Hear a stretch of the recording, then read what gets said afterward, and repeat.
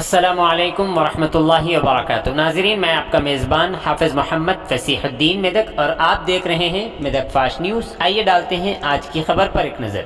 TPCC के रियासती नुमाइंदे मिस्टर अंजनी लुगौर ने ज़िले मेदक के नरसापुर हल्के असम्बली के अस्पताल में हो रही मुश्किलात को लेकर सख्त बरहमी का इजहार किया। आज उन्होंने सरकारी अस्पताल में ज़िला सुपरिटेंडेंट डॉक्टर पी चंद्रशेखर से मुलाकात करते हुए उन्हें सारे हालात से और साथ ही साथ अस्पताल से पेश आ रही मुश्किलात से वाकिफ करवाया। इस मौके पर डॉक्टर पी चंद्रशेखर ने अस्पताल में हो रही मुश्किलात को फिलफौर ख़त्म करने का तयक़ुन दिया। इस मौके पर टीपीसीसी के रियासती नुमाइंदे मिस्टर अंजनी लुगौर ने सख्त बरहमी का इजहार करते हुए फिलफौर अस्पताल से हो रही मुश्किलात को ख़त्म करने का डिमांड किया।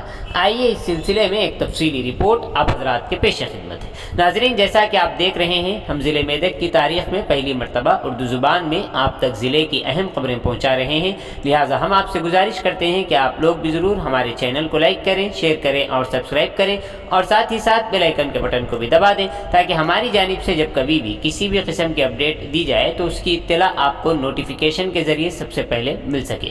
नाज़रीन, अगर आप लोग अपने कारोबार या किसी और किस्म के मुताल्लिक़ हमारे चैनल पर इश्तिहार देना चाहते हों या फिर एडवर्टाइजिंग करवाना चाहते हों तो हमारे सेल नंबर 9000214611 पर हमसे रब्त पैदा करें। आइए न्यूज़ के सिलसिले में एक तफसीली रिपोर्ट आप हज़रात के पेश रखें।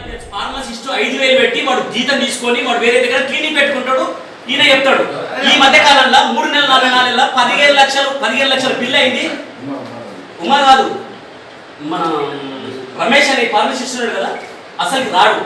ఇక్కడ ఏంటంటే కొంతమంది మన ఎక్స్రే కూడా తర్వాత రాడు, ఎక్స్రే లేరు. ఇక్కడ ఒక మన్నాడు కదా సార్, చెప్తున్నా సార్ తెలియాలి, సార్ డిసిహెచ్ లెవెల్ అనేది తెలియాలి.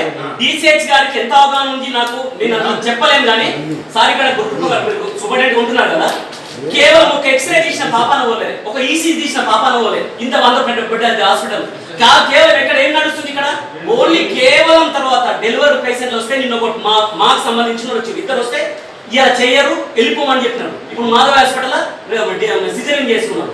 మన పరిస్థితి మనమేమో నార్మల్ డెలివరీ కావాలని కోరుకుంటుంటే ఇక్కడ సిజరింగ్ ఇక్కడ ఉన్న ఏం చేస్తారు, ఇక్కడ డాక్టర్ కొంతమంది ఏం చేశారు, ఆ ఎదురు హాస్పిటల్ టెస్టులు చేయించుకోమంటారు. మన దగ్గర టెస్టులు 130 ప్రభుత్వం చెప్తారు. సార్ అంటారు మేము సార్ లెవెల్లో మాట్లాడవచ్చు, ఆయన ఏంటంటే అదే మాట్లాడాలా. ఏమంటారు మాట్లాడతారు, అవును సార్ మీరు అంటారు అట్లా మాట్లాడుతారు, అట్లా మాట్లాడితే ప్రతి అవును సార్ ఫార్మసీ ఎంతమంది ఉండాలా, ఆయన ఇష్టం వచ్చినట్టు. మన దాకా మిర్జా ఏంటంటే ఆయన ఇష్టం వచ్చినట్టు ఫార్మసీ పెట్టుకుంటాడు. ఒకనొక 30,000 వచ్చినట్టు 20,000 ఇస్తున్నారు సార్, 15,000 వచ్చినట్టు 12,000 ఇస్తున్నారు సార్. లేకపోతే మనకి అదే కాంట్రాక్టర్ ఉన్నాడు సార్, మాట్లాడు ఒక్క మాట మాట్లాడతాడు. కాంట్రాక్టర్ ఎందుకు టర్మినేట్ చేయొద్దండి, మనకి చిట్టమండి వాడు. ఈయన చెప్పిన అదే సార్ నువ్వు అంటున్నావు, ఏం చెప్పినా సార్ కలెక్టర్ గారికి ఏమంటున్నావు, అవును సార్ మీరు కలెక్టర్ గారు ముంగట్టి చెప్తే కలెక్టర్ గారికి నేను చెప్పిన కమిషనర్ చెప్పిన ఇంకెవరు చెప్తారు సార్ రాష్ట్రంలో. అది మా బాధ మాకుంటారు. ఏమంటే మెడిసిన్ లోపల మాత్రం ఎవరు ఇబ్బంది కాకుండా చూడాలి.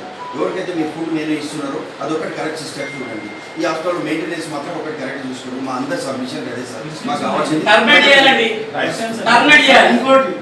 ఉన్న డాక్టర్లే వాళ్ళే ప్రతిసారి డ్యూటీలో ఉంటుంది. మరి వేరే డాక్టర్స్ లీవ్ మీద పోయినరా లేక వస్తలేరా, అదేంటి సార్? ఒకటే చెప్తాను, నేను క్లారిఫై చేస్తాను. నువ్వు తర్వాత ఇంకా నువ్వు లాస్ట్ నేను మాట్లాడా సార్. 2 సార్లు జరుగుతున్నాయి, డాక్టర్లు లేరు. ఒకటి పేషెంట్ ఎమర్జెన్సీ పేషెంట్ యాక్సిడెంట్ అయి వచ్చినప్పుడు తర్వాత ఎమర్జెన్సీ చూడడానికి ఎవరు ఉండట్లేదు.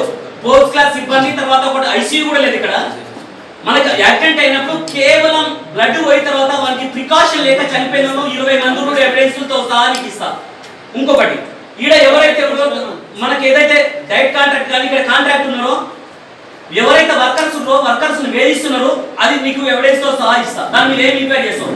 ఇంకొక విషయం, 4వ విషయం, డైరెక్ట్ కాంట్రాక్ట్ కానీ నువ్వు మీకు డైరెక్ట్ సంబంధం ఉంది అంటున్నారు. మేము ఎందుకంటే మీ గౌరవం కొద్ది మాట్లాడితే మీరు మా నోరు కొడుతున్నారు. మీరు కలెక్టర్ కానీ మంత్రి కానీ ఎమ్మెల్యే కానీ పట్టించుకోవట్లేదు. మీరు డిసిహెచ్ గా ఒక సంబంధిత అధికారిగా మీరు పట్టించుకుంటారా పట్టించుకోరా, అదొకటి. ఒక నిమిషం చెప్పలేదు. మేము ఇక్కడ వచ్చిన తర్వాత మొత్తం చూడండి, ఇక్కడ ఏవైనా ఉన్నాయో మీ హాస్పిటల్ సిబ్బంది పట్ల కానీ మేము ఎవరు కూడా దుస్తుగా ప్రవర్తించము. మాకు కూడా విజ్ఞత ఉంది. మా ప్రాంతంలో హాస్పిటల్ ఉంది కనుక ట్రీట్మెంట్ సరిగా అందట్లేదనే మా బాధ. మేము మాట్లాడుతున్నాం అంటే ప్రతిదానికి న్యూసెన్స్ అవుతుందంటే అవునండి. 3 సంవత్సరాల నుంచి ఇక్కడ వాడు ఏకకాలంలో వాడు 100 పేషెంట్లకు వాడు బిల్లు తీసుకుంటుండు, నీకు ఎవిడెన్స్ తో కూర్చుందాం నువ్వు అంటున్నావు కదా, వాళ్ళని చేయొద్దు వీళ్ళని చేయొద్దు, రేపటి నుంచి అన్నిట్లలో వస్తాయి. వాని ఎన్ని కేసు కావాల్సిన రావాల్సి